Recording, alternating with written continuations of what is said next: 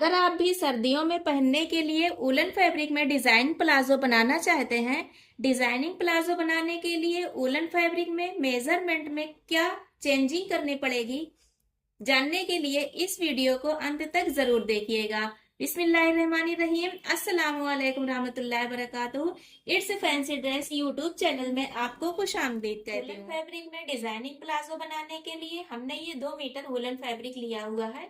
इसे पहले चौड़ाई में फोल्ड करेंगे, ये जैसे हमने फोल्ड किया है, और फिर इसे लंबाई में फोल्ड कर देंगे। इसकी जरूरी माप देख लेते हैं। इसका हिप साइज 50 इंच है, इसमें हमने 2 इंच लूजिंग लिया है, तो ये 52 इंच हो गया है। क्राच की लेंथ 50 का जो हिप साइज है 4 भाग करेंगे, 12.5 इंच आएगा। इसमें 2.5 इंच प्लस कर देंगे तो 15 इंच पर हम क्राच की लेंथ लेंगे। इसकी कमर की साइज 52 इंच जो हमने इसमें 2 इंच लूजिंग ली है उसको 4 भाग करेंगे, और कमर की इसकी चौड़ाई हम 13 इंच लेंगे। क्राच की चौड़ाई इसकी 52 का 4 भाग करेंगे, 13 इंच होगा। इसमें 3 इंच प्लस कर देंगे, ये 16 इंच की हो जाएगी। टोटल लेंथ 38 इंच है, इसमें 1.5 इंच का हम बेल्ट लगाएंगे, तो इस 38 इंच में से 1.5 इंच माइनस हो जाएगा। कर लेंगे, यहाँ पर इस तरह से मार्क कर देंगे। क्राच की लेंथ 15 इंच आई है, 15 इंच पर मार्क करेंगे। 15 इंच पर एक मार्क यहाँ भी कर लेंगे।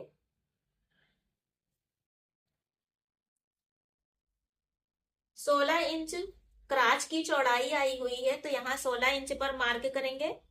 यहाँ से 3 इंच पर एक मार्क करेंगे और इसे सीधा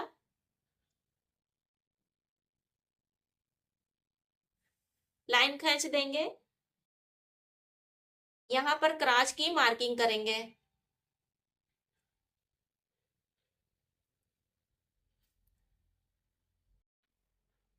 यहाँ से 3 इंच नीचे की साइड एक मार्क करेंगे। थाई की मार्किंग करेंगे। थाई 14.5 इंच पर बनेगी, तो 14.5 इंच पर मार्क करेंगे और इसे यहाँ से मिला देंगे।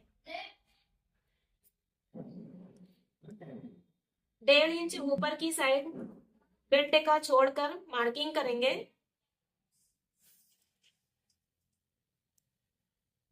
35 इंच पर यहाँ एक मार्क कर देंगे।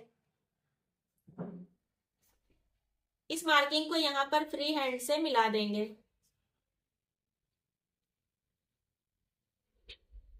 इसकी कटिंग करेंगे।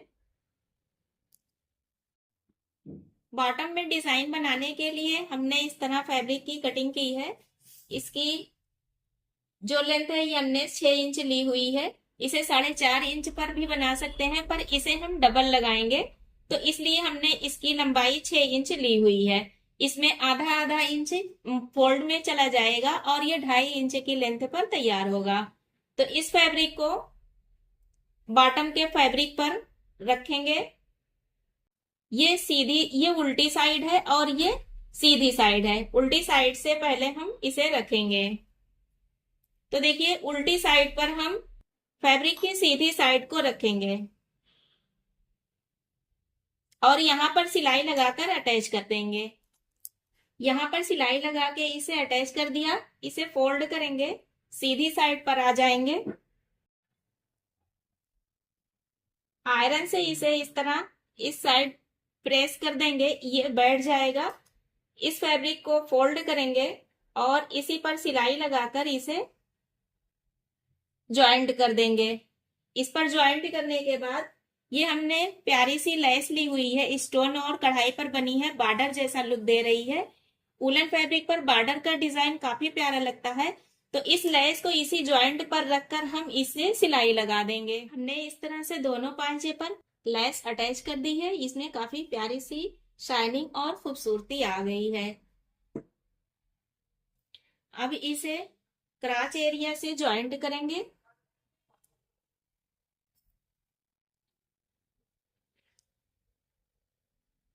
इस तरह से क्राच एरिया पर एक दूसरे को सेट करके इस पर सिलाई लगा देंगे। क्राच एरिया पर ये सिलाई हमने लगा दी है फिनिशिंग के साथ। बेल्ट को हमने तैयार कर लिया है।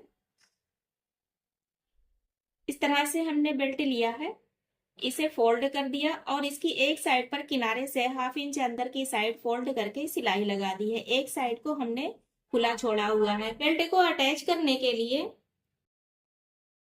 फैब्रिक की उल्टी साइड से बेल्ट को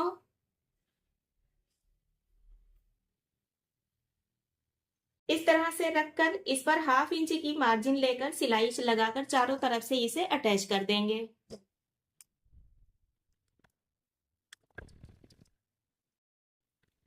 इस तरह देखिए सिलाई लगाकर इसे अटैच कर दिया है। इसे सीधी साइड पर फोल्ड करेंगे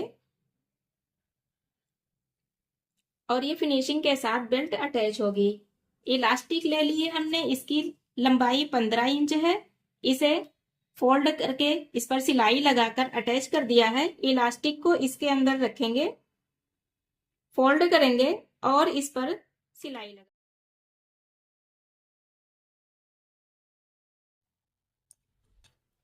इलास्टिक को खींच कर एडजस्ट कर देंगे और फिर इस पर सेंटर से सिलाई लगाकर इलास्टिक को फिनिशिंग के साथ ज्वाइंट कर देंगे। ये लीजिए हमारा वूलन फैब्रिक में डिजाइनिंग प्लाजो बनकर तैयार है। आप देख सकते हैं इसकी डिजाइन और इसका लुक कितना खूबसूरत आया हुआ है। मेजरमेंट में जो हमने चेंजिंग की थी इसके हिसाब से इसकी लंबाई 38 इंच परफेक्ट तैयार हुई है।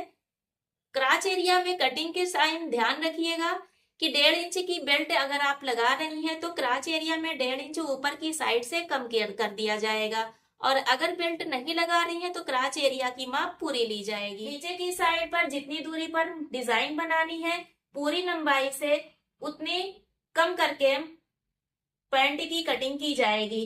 बॉटम की कटिंग के टाइम पर इस बात का ख्याल रखा जाएगा कि बॉटम अगर 8 इंच बन रहा है तो यहाँ पर जहाँ डिजाइन बननी है वहां पर फैब्रिक ज्यादा होना चाहिए।